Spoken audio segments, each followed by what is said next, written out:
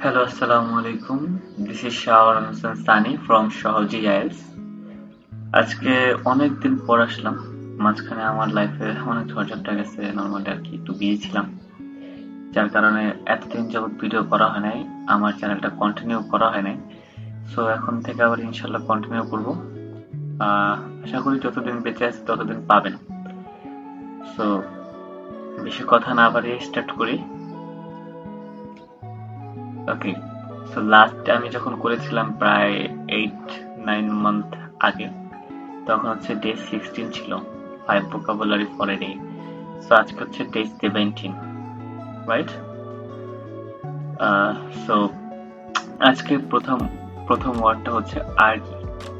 That means তাগিদ, উত্তেজনা, প্রেরণা। বুঝতে পারতেছেন? উত্তেজনা, হ্যাঁ, উত্তেজনা, প্রেরণা। ঠিক আছে? তো আমি যেটা করতাম নর্মালি হচ্ছে প্রথমে এটার বাংলায় বুঝাইতাম, এরপর হচ্ছে ইংরেজি সিনোনিমস দিতাম যাতে আপনাদের বুঝতে সুবিধা হয়। সো এটার সিনোনিম হচ্ছে রিবুক, মোটিভেশন, ইন্সপিরেশন, এক্সাইটমেন্ট। ঠিক আছে? আমরা আমরা যদি নর্মালি দেখি, দেখা যাচ্ছে মোটিভেশন আর ইন্সপিরেশন সেম, বাট এক্সাইটমেন্ট একটু ভিন্ন।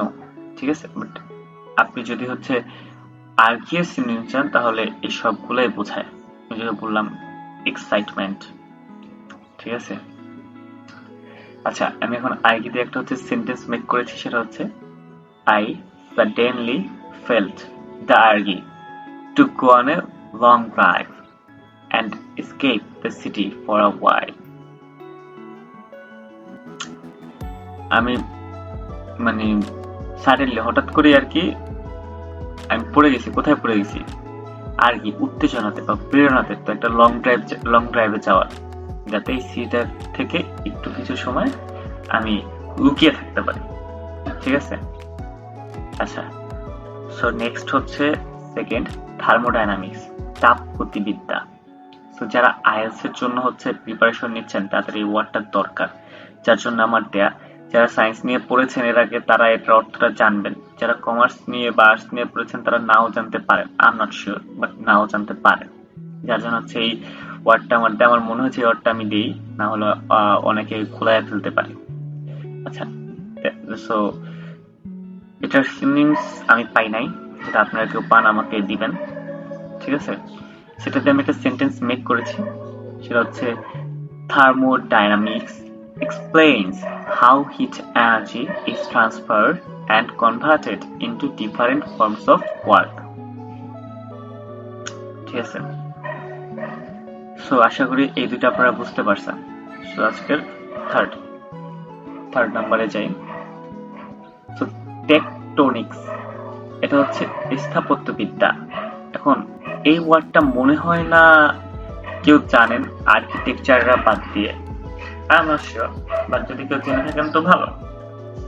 সো এটার অর্থ হচ্ছে স্থাপত্যবিদ্যা। এটার সিনোনিমস হচ্ছে আর্কিটেকচার, আর্কিটেকটনিক্স। ঠিক আছে? যারা আর্কিটেক্ট নিয়ে পড়েছেন তাদেরকে আবার টেকটনিক্স বলা যেতে পারে। হ্যাঁ, বাট টেকটনিক্সটা দেখা যায় শুনতে আর্কিটেকচারের মতো না। ঠিক আছে? একটু আলাদা না শুনতে, সেজন্য। আচ্ছা, সো এটার একটা সেন্টেন্স মেক করেছে, সেটা হচ্ছে the study of tectonics helps scientists understand how earthquakes and mountain formations occur due to the movement of Earth's plates. আচ্ছা, এই যে ভূমিকম্পগুলো হয় সেটার জন্য যে প্লেটগুলোকে ধরা হয়েছে, বিজ্ঞানীরা যেটা আবিষ্কার করেছে, সো ওই প্লেটগুলো সম্পর্কে জানতে পেরেছে স্থাপত্যবিদ্যার মাধ্যমে, তার মাধ্যমে জানতে পেরেছে।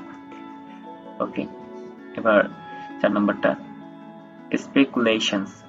এটার অর্থ হচ্ছে ফটকা, জল্পনা। এটার সিনোনিমস হচ্ছে গ্যাপ, আটারেন্স। এটা দিয়ে আমি একটা সেন্টেন্স মেক করেছি। There were many speculations about the company's future after the sudden resignation of its CEO. So, speculations ওয়ার্ডটা কোথায় বসতে পারে বা গ্যাপ আটারেন্স ওয়ার্ডটা কোথায় বসতে পারে আশা করি বুঝতে পেরেছেন। সো ক্যাপার আটারেন্স হচ্ছে অ্যাডভান্স যে ল্যাঙ্গুয়েজটা বলে, অ্যাডভান্স ওয়ার্ড যে বলে আইএলটিএস, তো সেটা। আচ্ছা, another one is and last on retrospective, পূর্ববর্তী বা অতীত সম্পর্কীয়, রাইট? পূর্ববর্তী বা অতীত সম্পর্কীয়। এখন অতীত সম্পর্কীয় জিনিস আমরা কোথায় দেখতে পাই? মনে করেন বিশেষ করে জাদুঘরে বেশি দেখা যায়, মিউজিয়ামে।